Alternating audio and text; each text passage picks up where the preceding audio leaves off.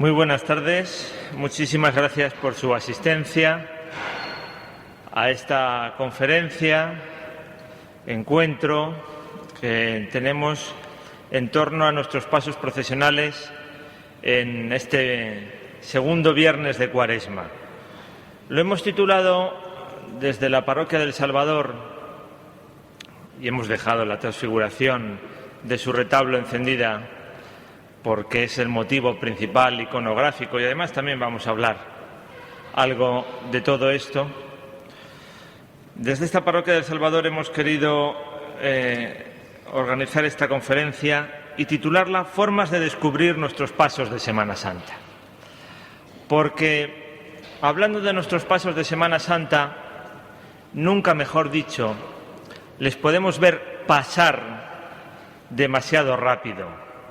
Y no nos damos cuenta de todo el proceso, no solamente artístico, yo soy historiador, no historiador del arte, pero de todo el proceso artístico, ideológico, intelectual que hay detrás de los pasos de Semana Santa y en concreto de Valladolid. Los de Valladolid, miren ustedes, no nos vamos a andar con remilgos, para Castilla son los pasos fundamentales.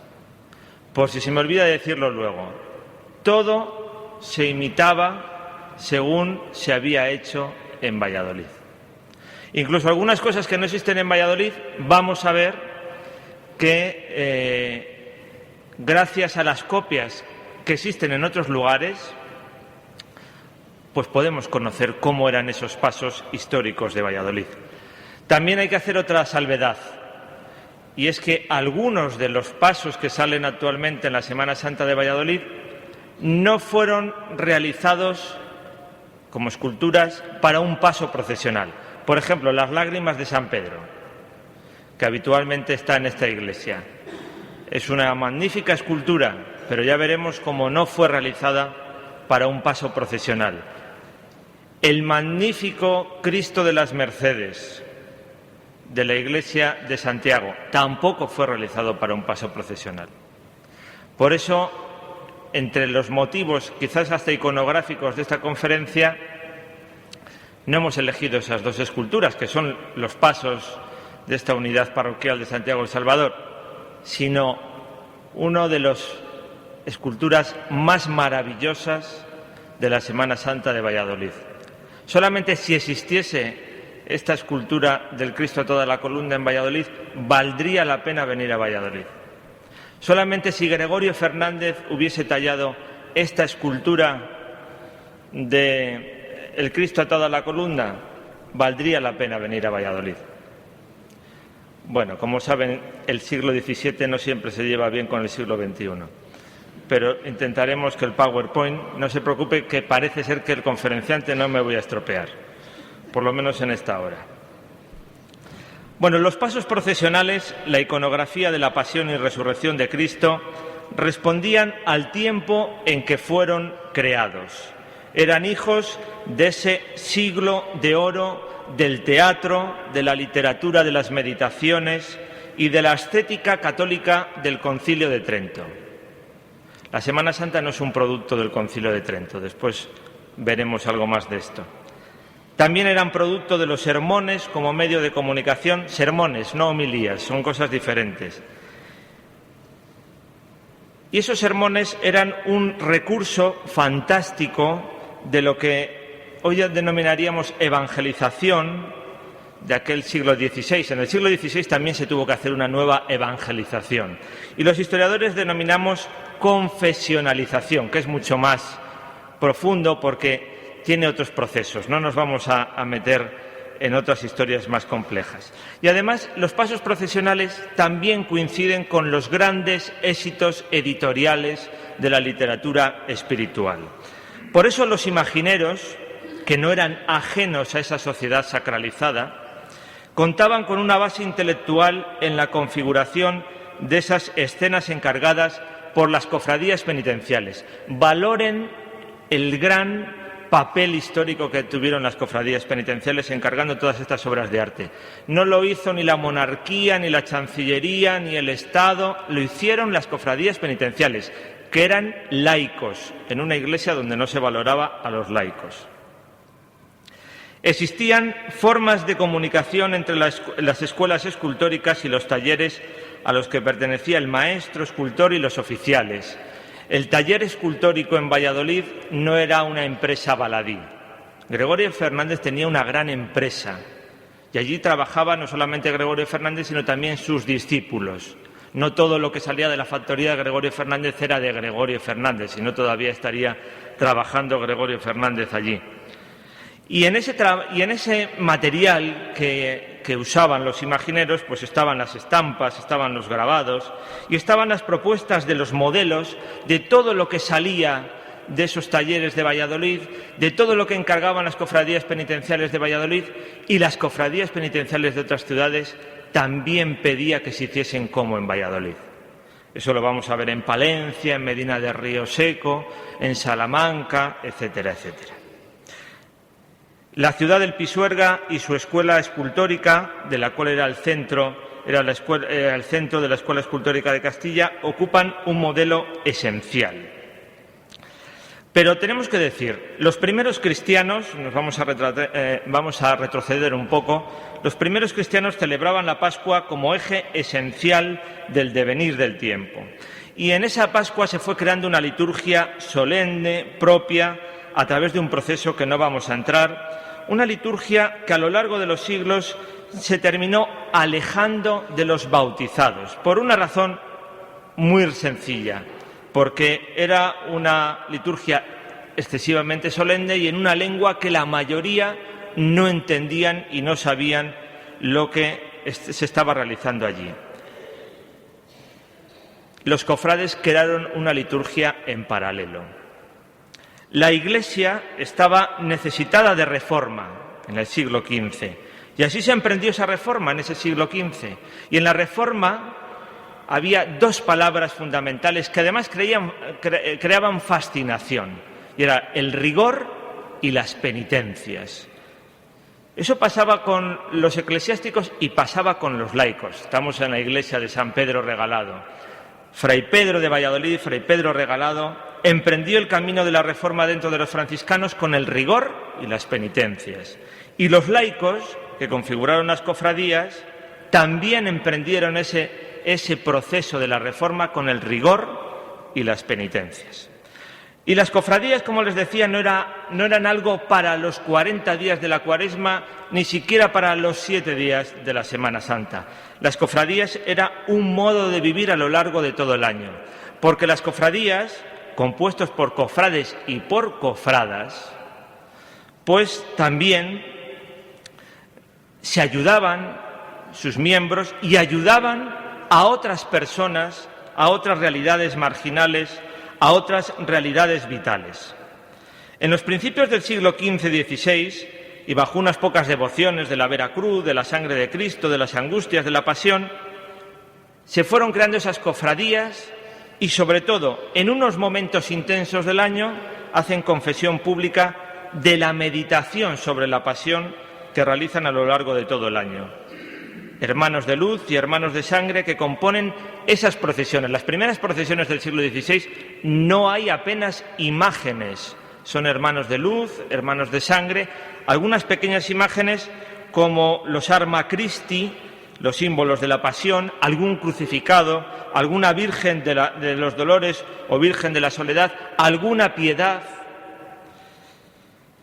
Y todo esto se fue complicando, sobre todo en el siglo XVII, que les he dicho que es el gran siglo del teatro, y es cuando se crean los pasos procesionales, porque el barroco es un estilo de sensaciones, de crear sensaciones.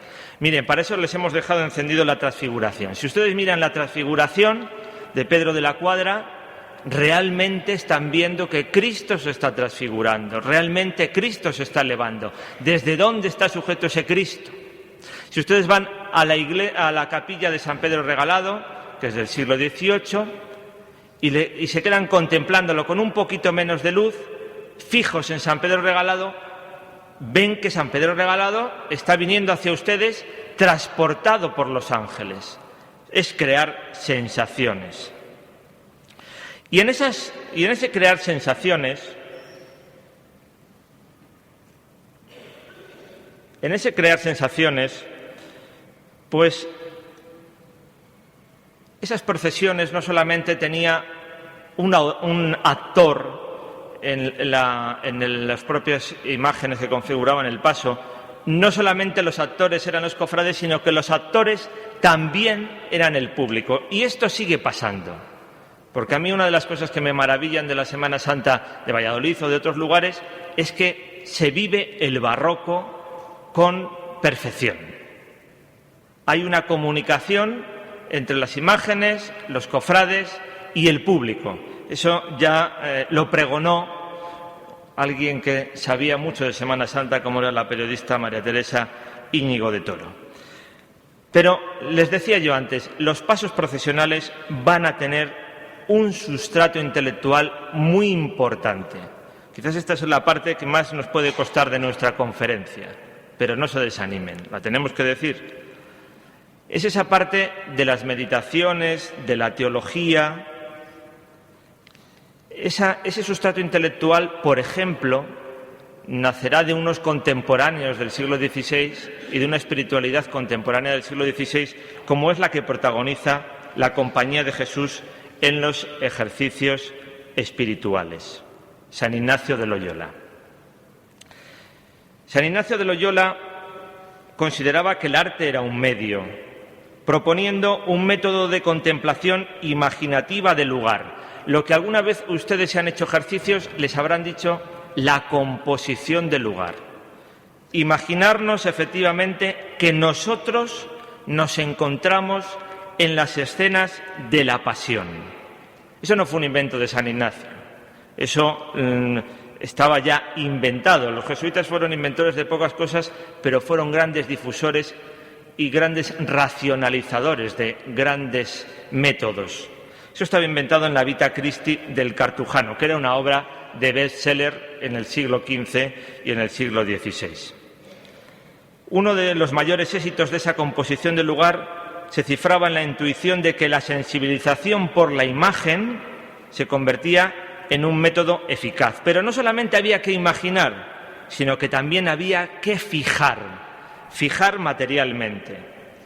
Y en todo ello, en la imagen, en ese fijar materialmente, va a insistir un sucesor de Ignacio de Loyola, Francisco de Borja, en sus meditaciones para las dominicas y ferias del año, y lo hace con una comparación muy culinaria, muy doméstica.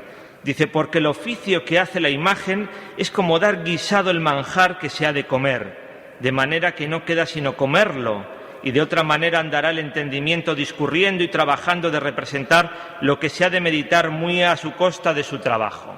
Es decir, que algunas personas van a tener capacidad para imaginar, para situarse en esa escena de la pasión en concreto, pero otras personas no van a tener la suficiente capacidad mental para ese método de oración mental, y entonces habrá que fijar en la imagen de madera, en la imagen del lienzo sobre óleo o en la imagen de una estampa. Para eso va a estar otro jesuita, Jerónimo de Nadal, en una obra fantástica, donde va a recorrer la vida de Jesús en grabados con una perfecta relación entre el grabado y el texto. Y estos grabados van a ser muy importantes para los pasos procesionales, no solamente de Valladolid, sino de otros lugares. Y además tengan ustedes en cuenta que los jesuitas también van a poner en marcha distintos métodos de oración, que les va a traer problemas, Les va a traer problemas. El propio San Ignacio tuvo problemas con la Inquisición. ¿Quién no tenía problemas con la Inquisición? Tuvieron problemas con San Juan de Ávila, con Teresa de Jesús, con Ignacio de Loyola. Tuvieron absolutamente problemas la Inquisición con todo el mundo. Y había sus propias controversias de la oración. Por otra parte, el Concilio de Trento, reunido entre 1545 y 1563, no de forma continuada, en 3 sesiones, pero en ese tiempo, en la sesión 25ª, van a poner mucho interés en cómo había que hacer las imágenes de las iglesias. Enseñen diligentemente los obispos, dice el Concilio de Trento, que por medio de las historias de los misterios de nuestra redención, expresadas en pinturas y en otras imágenes, se instruye y confirma al pueblo de los artículos de la fe. que deben ser recordados y meditados continuamente y que de todas las imágenes sagradas se saca gran fruto, no solo porque recuerdan a los fieles los beneficios y dones que Jesucristo les ha concedido, sino también porque se ponen a la vista del pueblo los milagros que Dios ha obrado por medio de los santos y los ejemplos saludables de sus vidas, a fin de que den gracias a Dios por ellos, conformen su vida y costumbres a imitación de las de los santos, y se muevan a amar a Dios y a practicar la piedad.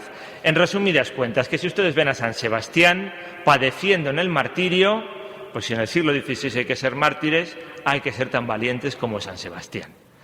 Si vemos los padecimientos de Cristo en la pasión, vamos a padecer también con Cristo. ¿Esto se lo habían inventado en el siglo XVI? No. Esto es todo un proceso, la de las meditaciones. Santa Brígida de Suecia, una mujer del siglo XIV, que tuvo meditaciones y visiones de casi todo de la vida de Cristo. ¿Y van a ser solamente los jesuitas? No, por supuesto. Van a ser otros muchos autores. Esencial para entender los pasos de Valladolid es Fray Luis de Granada, en su Guía de Pecadores o en la Vita Christi. Esencial va a ser el libro cuarto de esa Vita Christi de Fray Luis de Granada, titulado De la Pasión de Nuestro Señor. Pero esencial va a ser otro vallisoletano, de nuevo vuelvo a la compañía, como es el padre Luis de la Puente, inconfundible en su físico, ascético en su físico, este hombre que fue un autor de éxito contemporáneo. Por ejemplo, está muriéndose el padre Luis de la Puente y Gregorio Fernández entregaba el paso del descendimiento. Bueno, pues hubo una obra titulada Meditaciones de los Misterios de Nuestra Santa Fe, que la tuvo que leer Gregorio Fernández, que la leyeron los imagineros posteriores y que fue, de nuevo, un bestseller y fue esencial para plasmar lo que en madera los imagineros realizaban. Del padre La Puente hubo 315 ediciones hasta el año 1924 de las meditaciones. Algunos, si ustedes tienen algunos libros antiguos en casa, además de no tirarlos, pues se van a encontrar las meditaciones del padre La Puente. Es una mina de materiales para confesores, para predicadores y para los imagineros. Más autores que serán importantes en este mundo de las meditaciones sobre la pasión, por supuesto, la Madre Teresa de Jesús y San Juan de la Cruz, Fray Juan de la Cruz, esenciales en la subida al Monte Carmelo. San Juan de la Cruz decía que las imágenes más al propio y vivo estén sacadas. Es decir, lo que importa es que conmuevan, no que sean más o menos bellas, no que haya una mayor o menor perfección estilística, sino que conmuevan, que ayuden al fiel a padecer con Cristo, que eso es lo que significa compadecer. Cuando estamos compadeciendo a alguien es que estamos padeciendo con él, sufriendo con él. Y teníamos, por supuesto, algunos personajes vallisoletanos que su vida era una visión. Marina de Escobar, una mujer que entre las visiones de la corte terrena del día, cuando la corte estaba en Valladolid, y los santos que se le aparecían por la noche, aquello era un sinvivir, aquella casa. Fíjense, casi nada. A Marina de Escobar se le aparecen Santo Domingo de Guzmán, de izquierda a derecha, San Benito, San Ignacio de Loyola, que para eso era hija de la compañía que destacase San Ignacio, y San Agustín.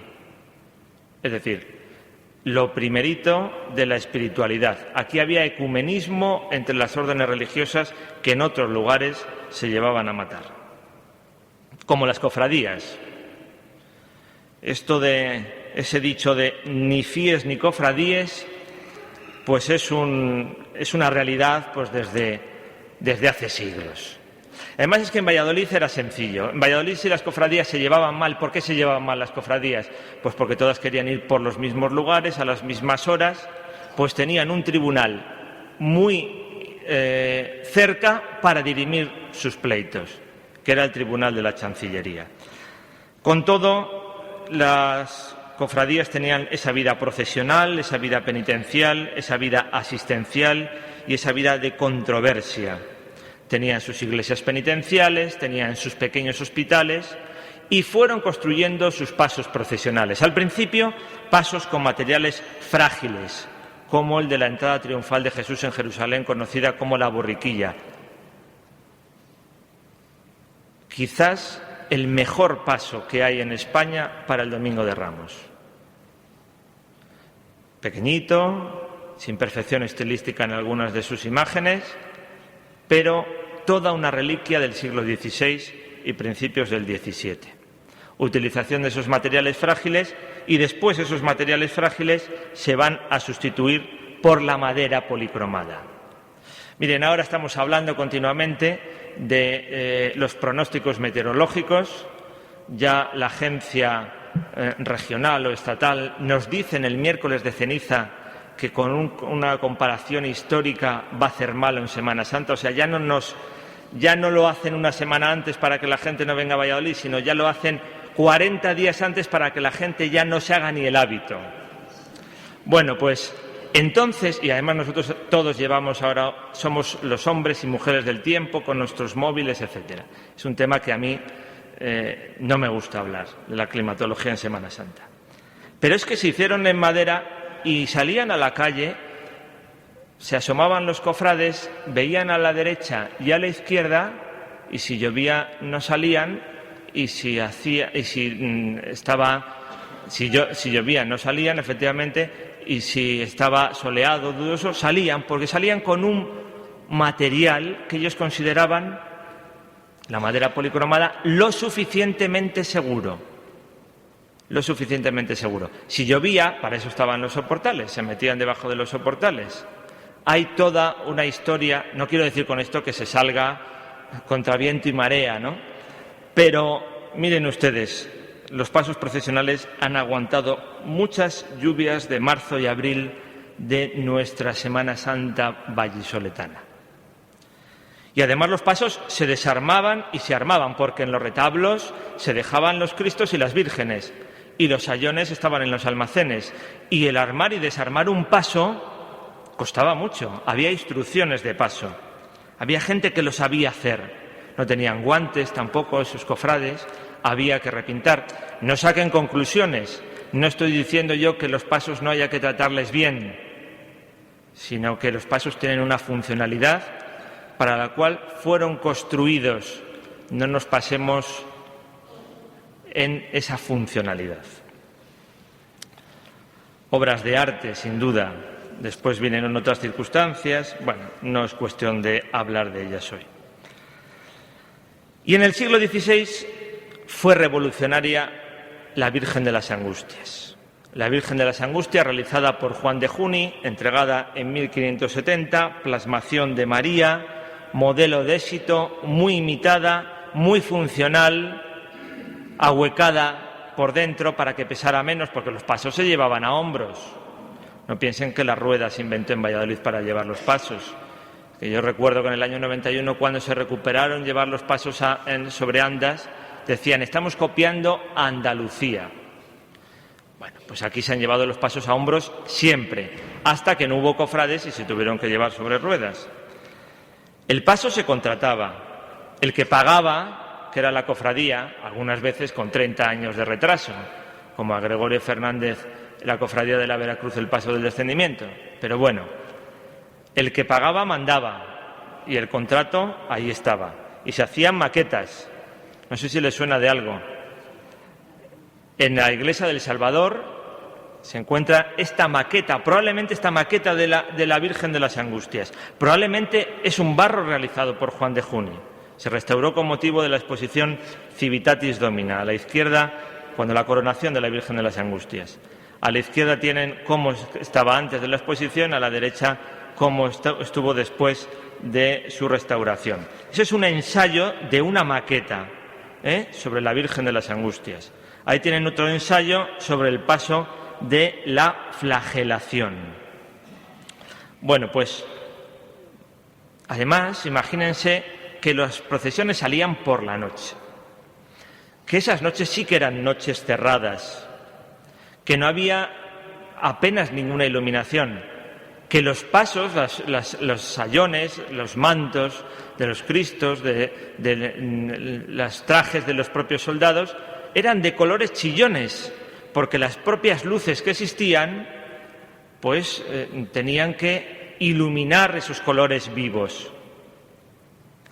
No podemos recorrer todas las escenas de nuestros pasos, vamos a recorrer algunas y vamos a ver cómo detrás de una escena no es tan fácil de componer, cómo hay toda una historia intelectual en su composición. Porque, miren, esta es una fotografía muy antigua de la primera reconstrucción que se hizo en el año 1920 del Paso de la Flagelación, muy equivocada en los sayones, saliendo de la iglesia de San Benito, pero bueno, nos sirve para lo que vamos a decir. Por ejemplo, de la flagelación, si los imagineros iban a los evangelios, apenas nos dice nada de la flagelación, ni quién le flageló, ni cómo era la columna, si estaba vestido, si estaba desnudo, si tenía una cuerda al cuello, una soga, no lo sabemos. Si estaba coronado ya de espinas.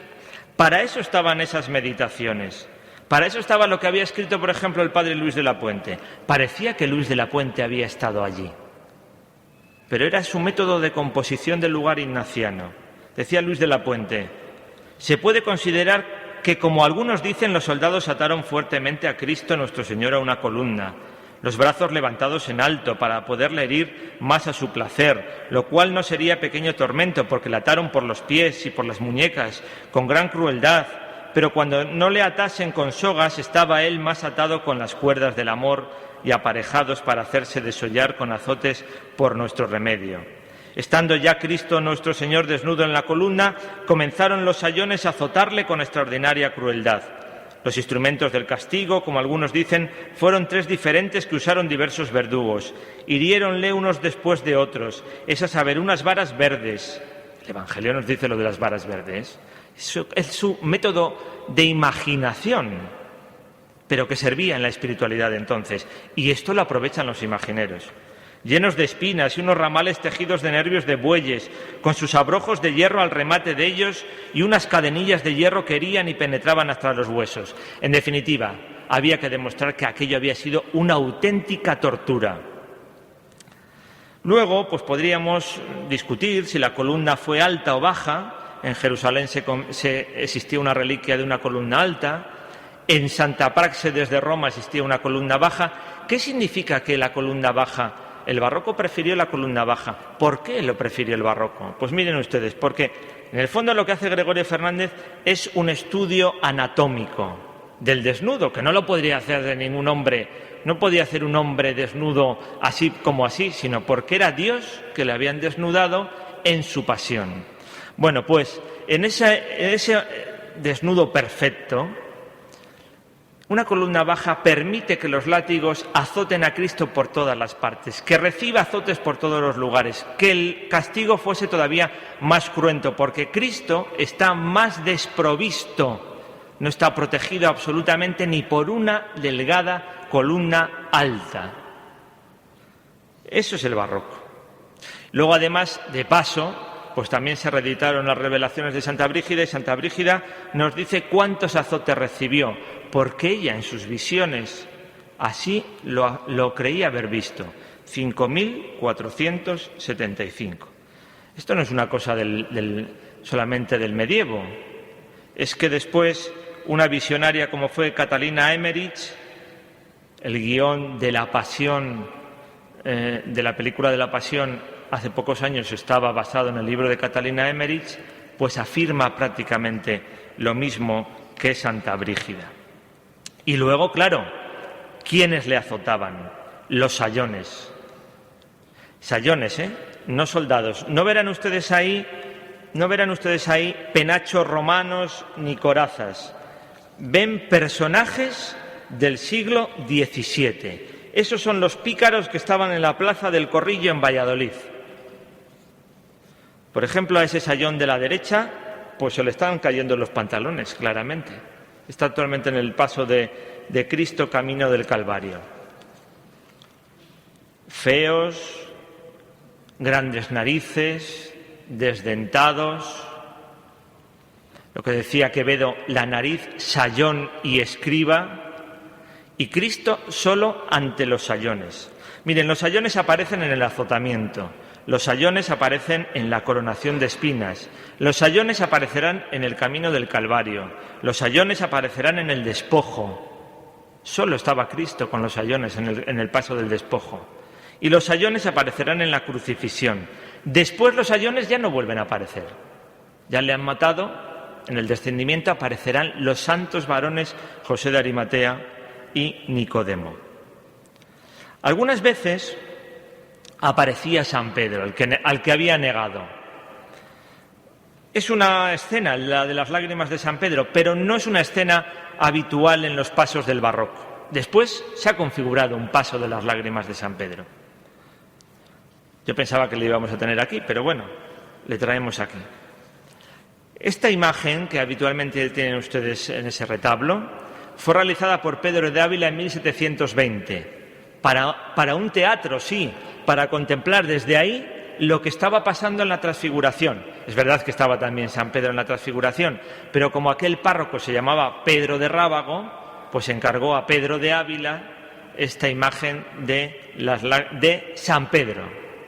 Después, cuando en el año 1959 se creó la Cofradía de Jesús Resucitado, si esta cofradía quería procesionar los días de Dolores, pues tenían que tener un paso de Dolores, no podían sacar el Resucitado un miércoles santo, un viernes santo. Y en el año 64 se revalorizó esta escultura y se configuró un paso procesional. Es magnífica, es una escultura magnífica, tallada de cuerpo entero, bulto redondo, quiero decir. Un bulto redondo, que era lo que se necesitaba para un paso, porque distintos puntos de vista. Pero fue un paso que se creó en el año 64, en 1964, no en el siglo XVII. Del azotamiento también era muy importante, como hemos dicho antes, las visiones de Santa Teresa, y Gregorio Fernández lo plasmó. Miren, los papas subían a los santos a los altares, pero Gregorio Fernández lo hacía físicamente, porque los papas beatificaron a Santa Teresa en 1614 y la canonizaron en 1622, pero el que creó las imágenes de Santa Teresa y fueron para toda España fue Gregorio Fernández. Y, por supuesto, nuestro Cristo toda la columna. Fernández se empleó con intensidad en el realismo de las heridas, especialmente en las llagas originadas por los flagelos, imagen también de aquellas que portaban los hermanos de sangre durante las procesiones, azotados, sobre los que se realizaba un destacado estudio anatómico, equilibrado, realista, dramático. No es desagradable. Este Cristo atado a la columna demuestra perdón. La mirada es estremecedora, dulce, suave, impresionante, postizos, esos ojos de cristal, realismo, serenidad dramática. Eso es lo que es Gregorio Fernández, auténtico varón de dolores y de amor. Fíjense lo que decía un sermón que escuchó Gregorio Fernández: quedando todo el cuerpo desnudo y libre, desembarazado, para que los látigos y rebenques diesen vueltas al cuerpo. ¿No ese es el Cristo toda la columna? Podríamos hablar de la coronación de espinas, tenemos que saltarnos algunas escenas. Cristo con la cruz a cuestas. Esto fue algo importante, porque también los evangelios nos dicen pocas cosas del camino, nos dicen pocas cosas de la pasión. Son 2 capítulos. Pero cada vez se fueron configurando más episodios, más estaciones, las estaciones del Vía Crucis. Y aparecieron personajes. Naturalmente, este no es un soldado romano, el de la derecha. Volvemos a decir, es un personaje del siglo XVII. ¿Se imaginan hoy que los imagineros pusieran sobre los pasos procesionales a un personaje con sus pantalones vaqueros y su camisa fuera del cinturón, etcétera, etcétera? Pues así pasaba en el siglo XVII. Ahí tienen el paso de camino del Calvario. Y aparecen los personajes. Aparece Simón de Cirene. Solamente Juan, el Evangelio de Juan, nos dice sobre esta figura de Simón de Cirene. Leemos a Luis de la Puente y parece que le conocía a Luis de la Puente, a Simón de Cirene. Nos dice dónde había nacido, de dónde venía. Pero es que Simón de Cirene representaba 3 buenos requerimientos del cristiano del siglo XVII. Obediencia, desapego del mundo y poner los ojos en la salvación.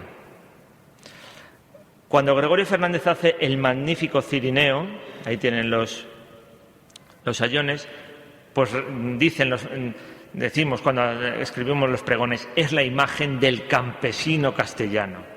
Realmente maravilloso. El campesino castellano. Por cierto, este año se cumplen 400 años del Paso Camino del Calvario, que le realizó Gregorio Fernández. Lo celebraremos poco, porque en Valladolid ya saben ustedes que celebramos poco las cosas. Si este paso estuviese en Sevilla,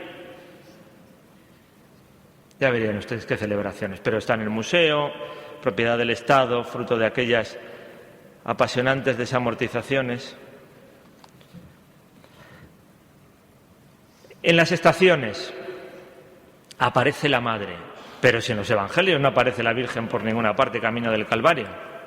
Pero en la Semana Santa sí. En la liturgia creada por los cofrades sí.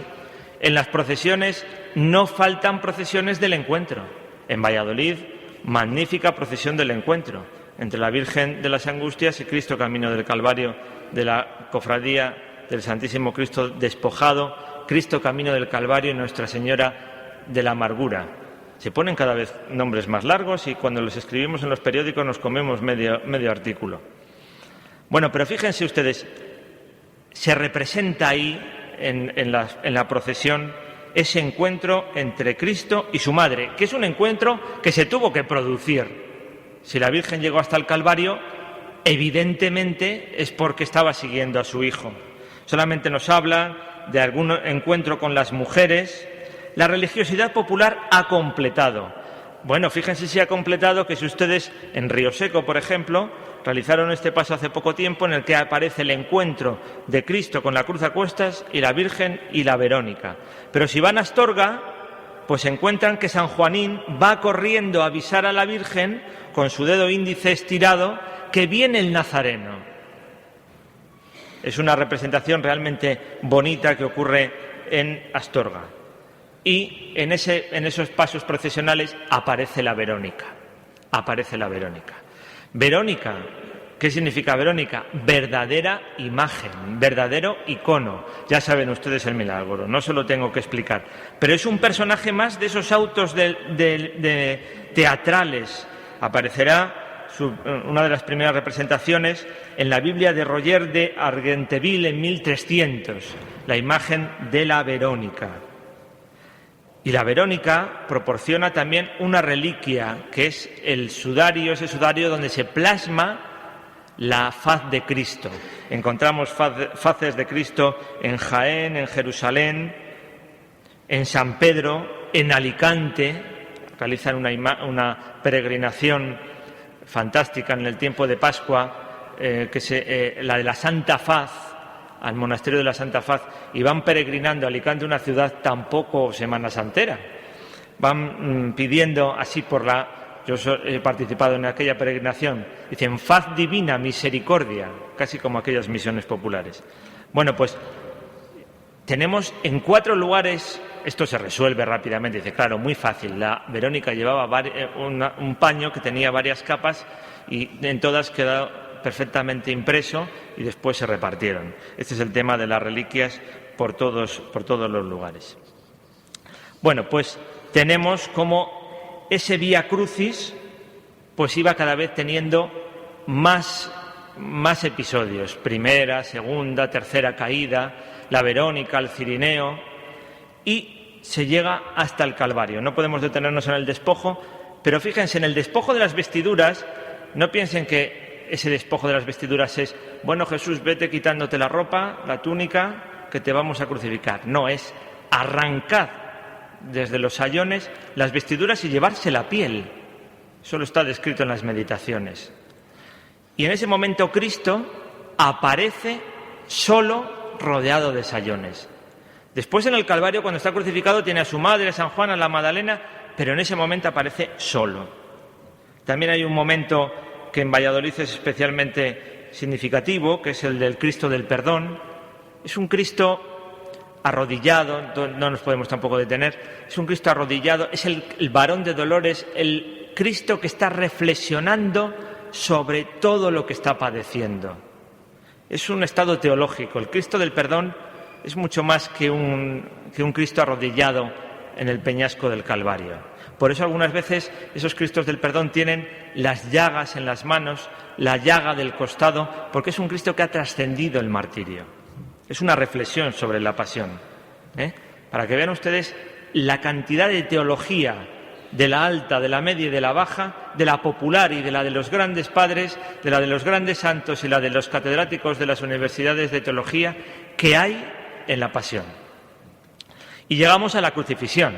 Al principio, los primeros cristianos no pueden representar a Cristo crucificado. La cruz es vergonzante. Y en las catacumbas, en la época paleocristiana, nos vamos a encontrar otras representaciones de Cristo como buen pastor. La cruz dejó de ser vergonzante a partir del siglo V. Aparecerán las leyendas de la Veracruz, Constantino, Santa Elena, no nos podemos detener en todas estas cosas, y en el románico y en el gótico aparecerán esos Cristos crucificados, ese Cristo que no tiene la corona de espinas, sino que es un Cristo que tiene la corona real, es un Cristo en majestad. Después ya en el gótico descubrirán ese Cristo que sufre, hay controversias sobre todo esto. Hay un grupo llamado el docetismo monofisita que dicen que decían en los primeros siglos del cristianismo que los padecimientos de Cristo en la cruz habían sido simbólicos. Y entonces luego viene el concilio de Constantinopla y dice que no, que eso había sido un padecimiento realmente cruel. Incluso en el siglo XIV aparecerán esos Cristos traspasados por el dolor. Son esos Cristos de una Europa en peste, rodeada por la peste y de una gran mortalidad. Y en el barroco, ahí aparecerán nuestros Cristos cuya corona de espinas es trazada para mayor realismo por los propios escultores, cuya corona de espinas traspasa incluso el párpado de Cristo. Ahí lo tienen en el Cristo de la Luz de Gregorio Fernández, que no fue un Cristo creado para un paso procesional. Estaba en una capilla del monasterio de San Benito. Después vino la desamortización. Pero fíjense ustedes qué realismo, qué serenidad dramática la de Gregorio Fernández en esta obra. Es ese cuerpo destrozado, descompuesto. También hay que decir que esa espina pues ya era una reliquia. Tenemos un monasterio de la Santa Espina aquí a 50 kilómetros de Valladolid. Y que esa espina, fíjense cómo los escultores tenían una película de continuidad, si me permiten la expresión, pues que Gregorio Fernández pone esa espina en el párpado de Cristo. También la pone en otro crucificado magnífico que hay en el Carmen Extramuros. Pero es que antes Juan de Juni, en el entierro de Cristo, Arimatea está recogiendo la espina de Cristo y la está mostrando al espectador. ¿Ven ustedes cómo ese José de Arimatea está hablando con ustedes? Cuando van a ustedes al museo, ahora está en el Museo de Escultura, antes estaba en el convento de San Francisco, era una sepultura de un obispo de Mondoñedo, franciscano, pero ese personaje está hablando con el espectador. Es teatro, teatro del bueno, teatro barroco, teatro del siglo de oro. Y la polémica de los clavos, pues claro, los clavos, pues hubo un gran debate sobre los clavos. ¿Cuántos clavos habían sido los de Cristo? ¿3? ¿4? ¿Cómo habían sido clavados? ¿Tenía un pequeño respaldo esos pies para apoyarse? ¿Dónde fueron clavados? ¿Fueron clavados en las palmas? Si son clavados en las palmas, ¿aguanta ese cuerpo? ¿O fueron clavados más abajo en la muñeca? Esas disquisiciones ya para anatomistas. Pero Francisco de Pacheco habló de todo esto en el siglo XVII. Esto no es de Valladolid, esto es de Sevilla y Madrid. Francisco de Pacheco a la izquierda, maestro de Velázquez, Velázquez a la derecha. Y Gregorio Fernández en el centro, con el Cristo de la Luz. 4 clavos, 3 clavos. ¿Por qué 3 clavos? Mayor padecimiento, mayor sufrimiento. Todo esto no era baladí, también había clavos que eran reliquias, por supuesto. ¿Y qué personajes estaban alrededor? En las meditaciones, en esos sermones de las 7 palabras, ya que estamos en esta iglesia y que nuestro párroco pronunció el magnífico sermón de las 7 palabras del año pasado, definían en aquel barroco esos sermones de las 7 palabras como aquellas 7 palabras que tu rey David cantó en el arpa de la cruz. Escribía Fray Luis de Granada, maravillosamente, porque Fray Luis de Granada es uno de los grandes escritores del siglo XVI. ¿Qué personajes rodearon esa crucifixión? La Virgen María, San Juan, la Magdalena. Esto de la Magdalena no era fácil, ¿eh? ¿Quién era la Magdalena? La Magdalena arrodillada a los pies, con su pelo suelto, su cabellera, era la pecadora. Los jansenistas en el siglo XVII dijeron, esa mujer lo más alejado posible de Cristo en el Calvario, ¿eh? La madre, ¿cómo estaba la madre? Luego lo veremos. Los ladrones, Dimas y Gestas. El Evangelio no nos dice que se llamaban ni Dimas ni Gestas. Hoy estarás conmigo en el paraíso, pero no le dijo, Dimas, hoy estarás conmigo en el paraíso. Esas son las meditaciones. El bueno a la derecha, el malo a la izquierda. Mateo 25. Nada más, no se vayan otras cosas. Venid, benditos de mi Padre, los que estaban a la derecha, que eran las ovejas. Gregorio Fernández dicen que plasma al buen ladrón, al duque de Lerma, que es un gobernante corrupto, que le debía dinero. ¿Se imaginan ustedes que un imaginero hoy haga un paso? ¿Tendría para ladrones?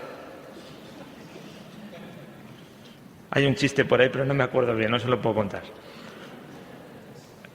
El duque de Lerma, en un paso de Semana Santa. Y Gestas, sacándonos la lengua. ¿A quiénes? A los que están viendo las procesiones. Diálogo, teatro, de nuevo, por supuesto. Y Cristo tiene sed. Cristo tiene sed. Aquí creo que se me ha perdido una. Cristo tiene sed. Veremos cómo también hay un paso perteneciente a la antigua cofradía de Jesús Nazareno, ahí le tenemos. Actualmente la alumbra las 7 palabras, porque ya saben que la Semana Santa de Valladolid es complicadísima. Es un paso magnífico. Los que están dando de beber a Cristo y los que se están jugando por delante sus vestiduras. Y luego Cristo, la lanzada de Cristo, el Longinos, el soldado que encima de su caballo... ¿El Evangelio nos dice algo de un caballo? No. Esas son las meditaciones, de nuevo. El Longinos. Esto es lo que resta, las imágenes de la izquierda, del paso del Longinos de Valladolid, que era de la Cofradía de la Piedad. Sabemos cómo era porque después se reprodujo en Río Seco, en Palencia, en Sagún. La Virgen de la derecha es la Virgen del Pañuelo de Medina de Río Seco. Pero Longinos, el soldado que abre el costado de Cristo. ¿Cristo murió por la lanzada o atravesaron su pecho después de muerto? Para cumplir la profecía de que no le quebrarán ni un solo hueso. Bueno, pues todo eso estaba presente en las meditaciones, en los oficios de tinieblas, en aquellos sermones de pasión. Y ese Longinos llegó a ser santo, según el martirologio romano. Hombre, esto no es una cosa... Si ustedes van a Roma, en el gran crucero de la Basílica de San Pedro se encontrarán a San Longinos. Y tenían allí la punta de la lanza que atravesó el costado de Cristo. Ese es el mundo de las reliquias. Ahí ven los otros Longinos de Zamora, de Palencia, de Medina de Río Seco y de Sagún, llevados a hombros, llevados a hombros. Y la Virgen, ¿cómo estaba la Virgen? La Virgen, esto también era objeto de debate. La Virgen estuvo de pie, permanente, inmóvil, con todo el dolor, sufriéndolo, pero sin variaciones, o se llegó a desmayar. Pues Juan de Juní plasma el desmayo de la Virgen en lo alto del retablo de la Catedral de Valladolid. Pero después vinieron algunos controversistas y dijeron, la Virgen siempre está de pie frente al martirio de su hijo. Stabat mater dolorosa, justa crucem lacrimosa, dum pendeban filius. Es decir, estaba la Madre Dolorosa junto a la cruz llorando, en la cual estaba colgado, pendía su hijo. Esto después Vivaldi, Palestrina, Pergolesi, pues realizan sus composiciones sobre el Stabat Mater. El desmayo o la permanencia de la Virgen, como en este antiguo paso de Valladolid, de la Cofradía de la Pasión, el Paso Nuevo de la Virgen y San Juan. Ahí la ven a la Virgen, sí, con todo el dolor, con las manos entrelazadas, pero de pie, sufriendo todo lo que está contemplando. Y la Magdalena. Vamos avanzando y nos encontramos una gran escena que hasta el siglo IX no se va a representar, y es el descendimiento. Miren a la izquierda una estampa del descendimiento, miren cómo es la magnífica maquinaria del descendimiento procesional en Valladolid. Es una máquina. Realmente para eso gastó más de una noche Gregorio Fernández. Leyó más de un libro Gregorio Fernández. Escuchó más de un sermón Gregorio Fernández. Y tuvo más de un colaborador Gregorio Fernández. Porque la Veracruz a todo esto le encargó el azotamiento en 1619, la coronación en 1620 y el descendimiento en 1622. Y al mismo tiempo otros muchos le encargaban cosas. Este hombre dormía. Por lo tanto, esas cosas de Gregorio Fernández y sus discípulos a mí me parecen una bobada. Gregorio Fernández es el que crea el modelo y los discípulos le están ayudando a todo, porque hacer una escultura, vaciarla, luego policromarla, que lo hacían otras personas, factoría Gregorio Fernández. Y fue una factoría de éxito. Seguramente los historiadores del arte estarán algunas cosas en desacuerdo conmigo. Bueno, pues todo esto era un sermón, el sermón del desenclavo, que en algunos lugares se realiza. Y esto era muy importante, y a esto responde los pasos procesionales, a ese sermón. Y aparece la Virgen que está esperando el cuerpo de Cristo. Hay una hipótesis que el otro día escuché, interesante, se puede discutir.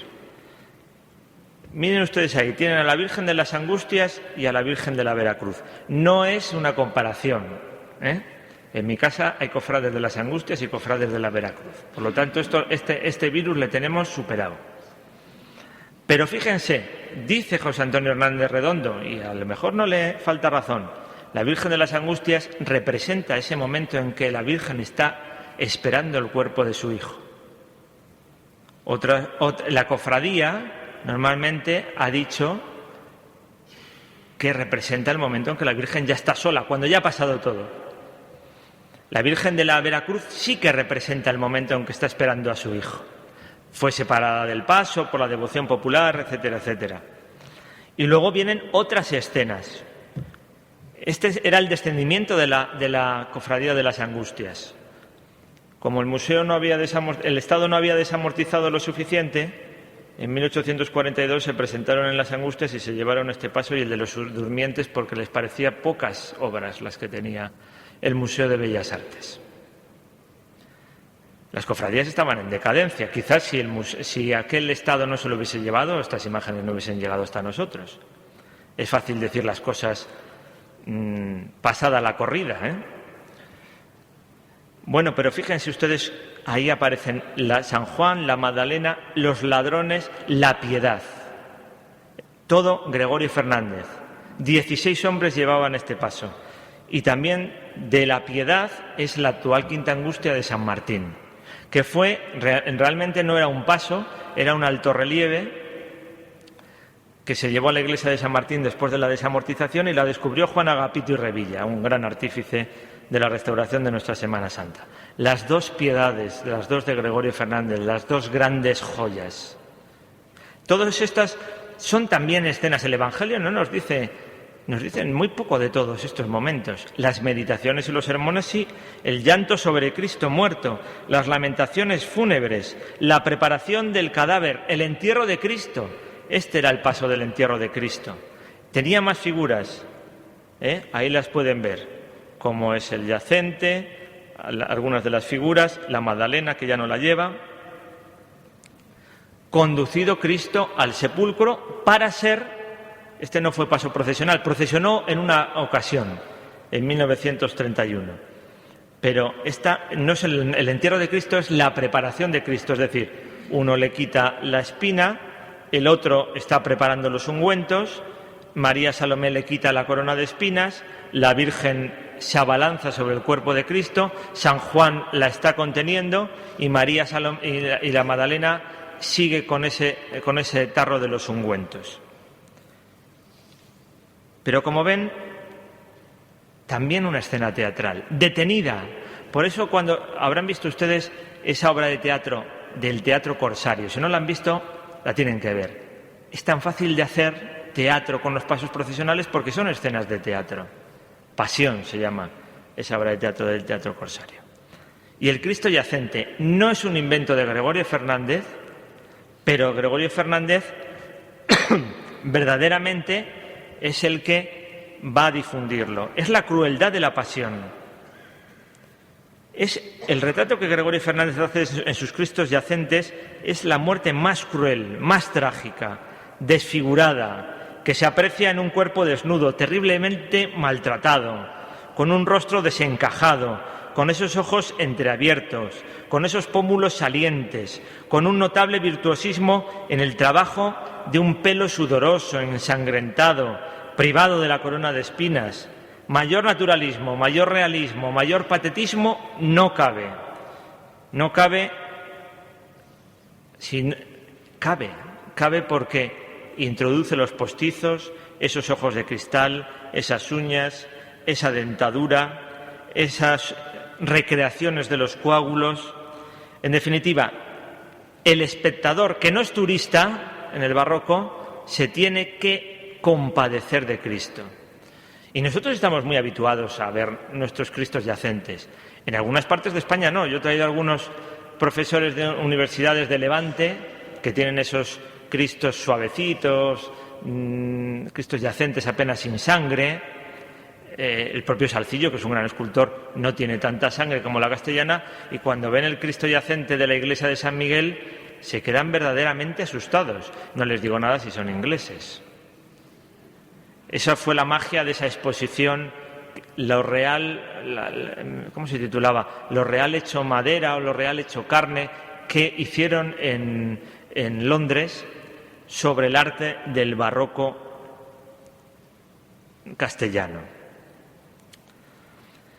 Bueno, pues María había ido ganando protagonismo, los jesuitas habían hablado también de los 7 dolores de la Virgen, está la Virgen de la Soledad. Era muy habitual tener vírgenes de vestir en Castilla. Esto no es nada andaluz. Esta es la reproducción de un modelo que realizó Gaspar Becerra en el convento de los Mínimos de la Victoria de Madrid en 1566.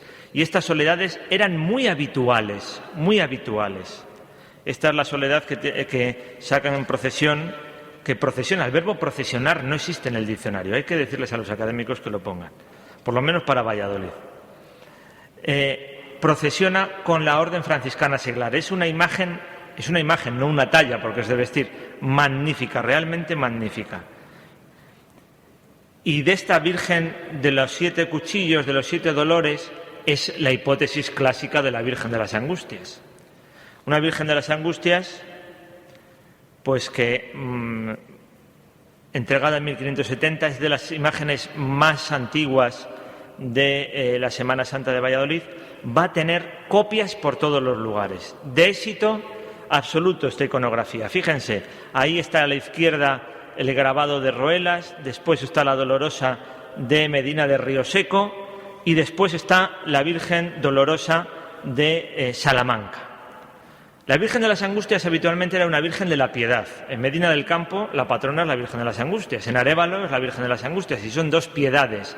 En Granada es la Virgen de las Angustias, fue una exportación devocional de Isabel la Católica. Pero en Valladolid la Virgen de las Angustias es esta Virgen que recorre los 7 dolores. Es la otra opción, la otra hipótesis que manejamos.